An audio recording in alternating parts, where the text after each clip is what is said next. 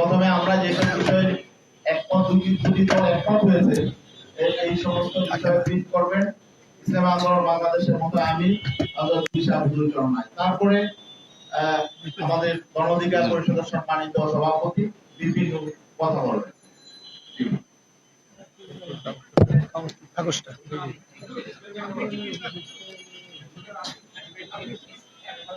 আলহামদুলিল্লাহ,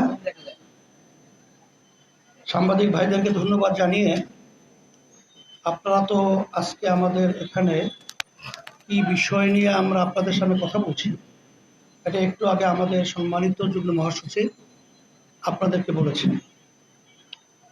আলহামদুলিল্লাহ, আজকে গণ অধিকারের সম্মানিত সভাপতি সহ কেন্দ্রীয় অনেক উল্লেখযোগ্য দায়িত্বশীল মুখপাত্র সহ তাদেরকে নিয়ে আমরা ইসলাম দেশ মানবতার কল্যাণের জন্য আমাদের রাজনৈতিক দলদের কি করণীয় এবং আমাদের সামনের পদক্ষেপগুলো কী হবে এটা নিয়ে আমরা গুরুত্বপূর্ণ আলোচনা করেছি।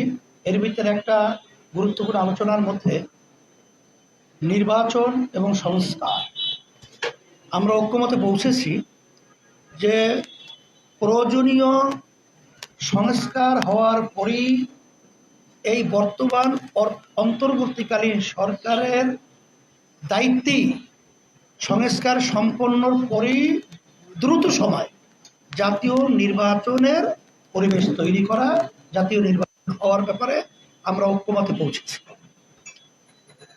আর একটা এর সাথে আমরা বলছি যে জাতীয় নির্বাচনের আগে স্থানীয় নির্বাচন আগে হওয়ার ব্যাপারে এটা আমরা ঐক্যমতে পৌঁছেছি।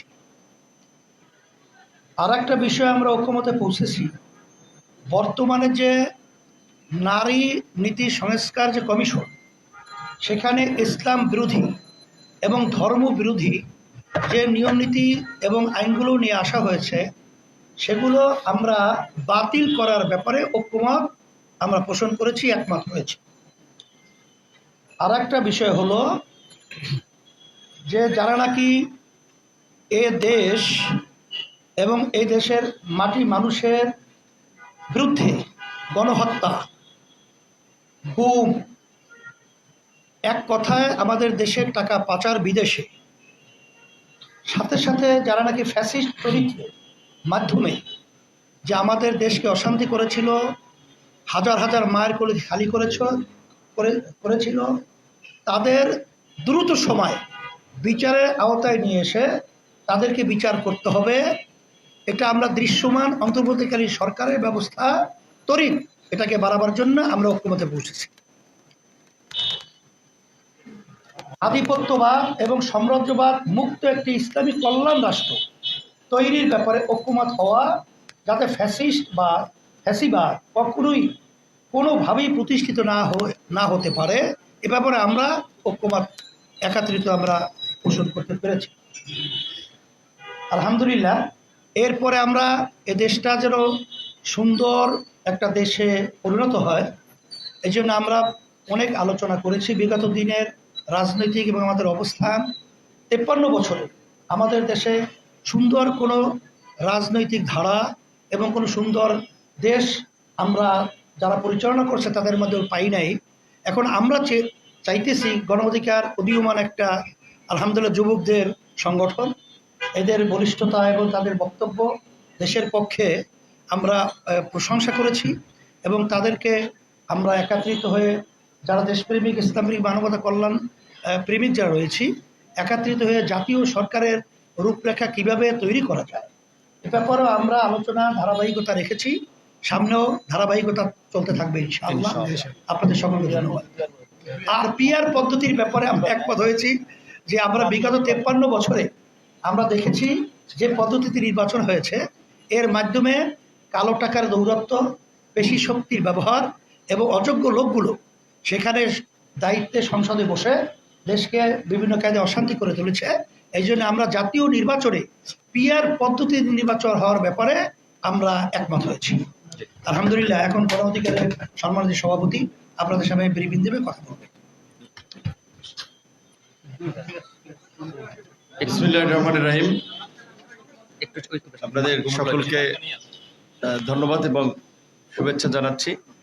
আজকে গণ অধিকার পরিষদের পক্ষ থেকে ইসলামী আন্দোলনের কার্যালয়ে আমরা সৌজন্য সাক্ষাৎ এবং দেশের চলমান পরিস্থিতি, আগামীর নির্বাচন এবং কিভাবে এই জাতিকে একটি নতুন পথে নিয়ে যাওয়া যায় সেই বিষয়গুলো নিয়ে আলাপ আলোচনা শেষে আপনাদের সামনে হাজির হয়েছি। আমরা আল্লাহর কাছে শুকরিয়া আদায় করি। আপনারা জানেন যে এই জুলাইয়ে ছাত্র জনতার একটি সফল গণ অভ্যুত্থানের মধ্যে দিয়ে আমরা দীর্ঘ 16 বছরের ফ্যাসিবাদ হটিয়েছি। যেই ফ্যাসিবাদের আমলে এই দেশের সাধারণ মানুষ, আলেম ওলামা সকলেই নির্যাতিত, নিষ্পেষিত, নিগৃহীত হয়েছে এবং বাংলাদেশ কার্যত প্রতিবেশী দেশের একটি করদ রাজ্যে পরিণত হয়েছিল। তো সেই জায়গা থেকে আমরা মনে করি যে এই দেশের কিছু মৌলিক সংস্কার ব্যতীত যদি আমরা একই পথে চলি তাহলে আবার এই দেশে নানান ধরনের সংকট তৈরি হবে, স্বৈরাচার তৈরি হবে, ফ্যাসিস্ট তৈরি হবে। সে কারণে আমরা মনে করি যে এই জুলাই গণ অভ্যুত্থানের যারা হত্যাযজ্ঞ চালিয়েছে, নির্মমতা চালিয়েছে, গণহত্যা চালিয়েছে, তাদের একটা দৃষ্টান্তমূলক বিচার হওয়া দরকার এবং একই সাথে এই গণহত্যার সাথে জড়িতদের রাজনীতি বাংলাদেশে অন্তত হওয়া উচিত না। আমরা তো ইউরোপ আমেরিকার চেয়ে ধরেন বেশি উদার না বলতে গেলে আর কি বিশ্ববাসীর চোখে। সেখানে জার্মানিতে নাৎসিরা কিংবা ইটালিতে মুসোলিনির পার্টির সেটাও কিন্তু নিষিদ্ধ হয়েছিল। সেই জায়গা থেকে আমরা এই গণহত্যাকারীদের রাজনীতি নিষিদ্ধের বিষয়েও আলাপ আলোচনা করে, যেটা পীর সাহেবও বলেছে, এবং দ্রুত বিচার যতটুকু সম্ভব সম্পন্ন করা এবং একটা গতি আনা, এই বিষয়গুলোতে আলোচনা করে আমরা একমত হয়েছি। এবং ইসলামী আন্দোলন এবং গণ অধিকার পরিষদের দুটো রাজনৈতিক অবস্থান এটা অনেক আগে থেকে, বিশেষ করে এই সংখ্যানুপাতিক নির্বাচন বা পিয়ার পদ্ধতির নির্বাচন, আপনারা জানেন আমাদের দল ঘোষণা হয়েছে 21 সালে। সেই 21 সালে আমাদের 21 দফা কর্মসূচির ঘোষণাপত্রই আছে যে ভারসাম্যপূর্ণ সংসদের জন্য এই সংখ্যানুপাতিক নির্বাচন। এই বিষয়টা আমরা দুই দলই অনেক আগে থেকে একমত, আমরা বলে আসছি এবং আমাদের রাজনৈতিক অবস্থান আমরা এখনো বলে যাব, আমরা এই জায়গায় একমত আছি।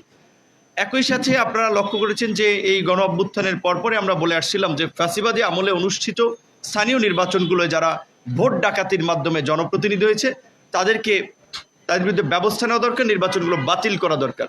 সেক্ষেত্রে স্থানীয় নির্বাচন অনেক ক্ষেত্রে আংশিক বাতিল হয়েছে, কিছু ক্ষেত্রে পুরোপুরি বাতিল হয়েছে এবং গত 8 মাসে স্থানীয় সরকারের প্রতিনিধি না থাকায় মানুষ কিন্তু ব্যাপক ধরনের সেবা পেতে ভোগান্তির শিকার হচ্ছে এবং কিছু লোক জোর জবরদস্তি করে এই সমস্ত জায়গায় একটা আধিপত্য বিস্তার করছে। সেই জায়গা থেকে আমরা বলছি এই স্থানীয় নির্বাচনগুলো হওয়ার মধ্যে দিয়ে জনগণ একটা স্বস্তি পেতে পারে।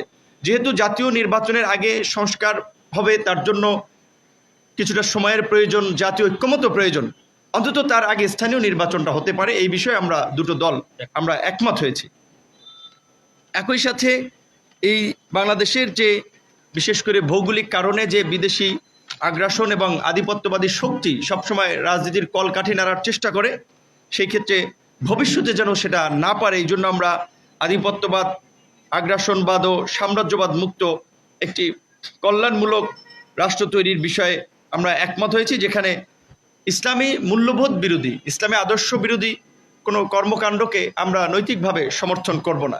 সেক্ষেত্রে ইসলামী আন্দোলনের পক্ষ থেকে এই নারী কমিশনের সুপারিশের বিষয়টি আমরা এখানে আলোচনা এসেছে। আমরা যদিও প্রতিবেদনটি পুরোপুরি দেখি নাই, তবে সেখানে যদি ইসলামী মূল্যবোধ আদর্শের সাথে সাংঘর্ষিক ইসলামপন্থী, ইসলাম বিরোধী কোনো বিষয় থাকে, সেটা তো আমরা নৈতিকভাবে ধর্মবিরোধী এবং অনেকে বলছে হিন্দুদেরও উত্তরাধিকার আইনের বিষয়ে আপত্তি আছে, সেই বিষয়গুলোকে আমরা সমর্থন করি না। এই বিষয়গুলোতে আমরা একমত হয়েছি। আপনাদের সকলকে ধন্যবাদ এবং শুভেচ্ছা। মাশাআল্লাহ, ধন্যবাদ।